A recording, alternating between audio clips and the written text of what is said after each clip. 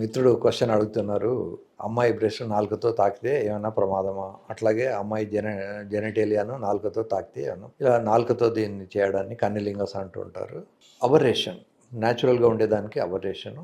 ఎప్పుడైనా కూడా జనాంగాలలో కన్నా కూడా నోట్లో చాలా బ్యాక్టీరియా ఉంటాయి. కనుక వీడు నాలుకతో కనుక అమ్మాయిది ఏదైనా తగిలితే పాపం అమ్మాయికి ఇన్ఫెక్షన్ వచ్చే అవకాశాలు ఎక్కువ ఉంటాయి. మా గురువుగారు మేము మెడిసిన్ చదువుతున్నప్పుడు చెప్పేవాళ్ళు, మీరు ఎప్పుడైనా పార్టీలో వేలు పెడితే కడుక్కోండి, because that's a bad smell. కానీ నోట్లో వేలు పెడితే మాత్రం 100% కడుక్కోండి, because that will carry lot of bacteria. ఇంకా నోట్లో వేలు పెట్టాలంటే గ్లవ్ లేకుండా వేలు పెట్టనిచ్చేవాడు కాదు. ఎగ్జామినేషన్ చేసినప్పుడు ఒక్కోసారి కంతులు ఇక్కడ వస్తే ఇలా పట్టుకొని నోటి నుంచి వచ్చే సెలేవా కానీ నాలుక కానీ నాట్ ఫర్ దిస్ థింగ్. భగవంతుడు ప్రతి అంగాన్ని ఒక్కొక్క పనికి ఇప్పుడు కాళ్ళతో మనం నడుస్తాం.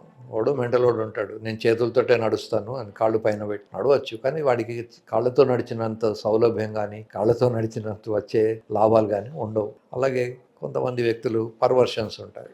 వాడు శృంగారం అనేది జనరంగాలతో చేయాల్సింది, లేదు లేదు నేను నాలుగుతోటే చేస్తాను అంటే భగవంతుడు నీ ఇష్టం. అలాగే బ్రెస్ట్ ఏంటంటే అమ్మాయి బ్రెస్ట్ను తాకితే నష్టం ఏమీ లేదు, నాలుకతో తాగినా పెద్దగా నష్టం ఉండదు. ప్రెగ్నెంట్ లేడీని మాత్రం మీరు స్టిమ్యులేట్ చేస్తే అబార్షన్లు అయ్యే అవకాశాలు ఉంటాయి. కనుక ప్రెగ్నెంట్ లేడీతో శృంగారం చేయాల్సి వస్తే ముందు మీరు డాక్టర్ని కలుసుకోండి. ఎలా స్టిమ్యులేట్ చేస్తే అమ్మాయికి సేఫ్, లోపల ఉన్న పాపకు సేఫ్టీ ఉంటుంది అనేది ఆలోచించకుండా చేయొద్దు. అమ్మాయిలు కూడా బ్లో జాబ్ చేసినప్పుడు అమ్మాయికి కూడా చాలా పాపం వ్యాధులు వచ్చే అవకాశం ఉంటాయి.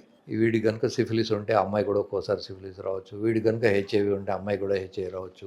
థ్రోట్ క్యాన్సర్లు కూడా వస్తుంటాయి ఒక్కొక్కసారి. కనుక అమ్మాయికైనా అబ్బాయికైనా కూడా నోటితో చేయాల్సిన పని కేవలం తినడము, రసాస్వాదన, స్వీటు, పులుపు ఇవన్నీ ఎంజాయ్ చేయడం నేర్చుకోవాలి. దాన్ని వేరే పనికి వాడకూడదు. అలాగే పార్టీ దట్స్ ఫర్ ఎగ్జిట్లోకి ఎంట్రీలోకి ఎగ్జిట్ ఇవన్నీ కూడా మంచిది కాదు, హై రిస్క్. ఒకవేళ మీకు అదే చేయాల్సి ఉంటే కండోమ్స్ అనేటివి అవైలబుల్ ఉన్నాయి. ఈవెన్ న్యాచురల్గా శృంగారంలో పాల్గొన్నా, ఈవెన్ భార్యాభర్తల మధ్యలో ఉన్నా కూడా సాధ్యమైనంత వరకు కండోమ్ వేసుకోవడం వల్ల ఇద్దరికి వ్యాధులు రాకుండా ఉంటాయి. అమ్మాయిలకు ముఖ్యంగా పిఐడి అని ఒక ప్రాబ్లం వస్తుంది, పెల్విక్ ఇన్ఫ్లమేటరీ డిసీజ్. చూడడానికి పెద్దగా డిసీజ్ ఏమీ ఉండదు, కానీ వాళ్ళకు పొట్టలో నొప్పి రావడము, మెన్స్ట్రువల్ సైకిల్ ముందు రావడము, చాలాసార్లు ఆ నొప్పి తగ్గకపోవడము, చాలా డిస్ట్రిక్ట్స్లో మళ్ళీ వాళ్ళకు యూట్రస్ తీసేయడము, హిస్టెక్టమీ అంటారు, ఈ సర్జరీలు అవ్వడము. ఇవన్నీ ఎందుకు జరుగుతాయి అంటే శుభ్రత లేనప్పుడు అబ్బాయి తన జనాంగాల్ని అమ్మాయి దాంట్లో పెట్టడం వల్ల, లేదా కండోమ్ వాడకపోవడం వల్ల వస్తుంది. కేవలం పిల్లల్ని కనాలనుకున్న ఆ 2-3 రోజులు కండోమ్ వాడకుండా ఉండాలి, మిగతా టైం అంతా కూడా కండోమ్ వాడుకోవాలి. ఎందుకంటే మగవాళ్లకు కొన్ని బ్యాక్టీరియా ఉంటాయి, ఆడవాళ్ళకు కొన్ని బ్యాక్టీరియా ఉంటాయి. ఈ బ్యాక్టీరియా మగవాళ్ళకి ఏమీ చేయకపోవచ్చు, కానీ కొత్తగా ఒక పర్సన్లోకి వెళ్ళినప్పుడు అక్కడ వస్తుంటాయి. అలాగే ఆడవాళ్లకు వాళ్ళ బ్యాక్టీరియా వాళ్ళని ఏమి చేయకపోవచ్చు, కానీ మగవాడి శరీరంలోకి వచ్చినప్పుడు వీడికి వస్తుంటాయి. దీన్ని హనీమూన్ సిస్టైటిస్ అంటారు. హనీమూన్ వెళ్ళిన తర్వాత మూత్రం తరచుగా రావడము, మూత్రంలో నొప్పి రావడము, హనీమూన్ సిస్టైటిస్ అంటారు. హనీమూన్ వల్ల వచ్చే ప్రాబ్లమ్స్.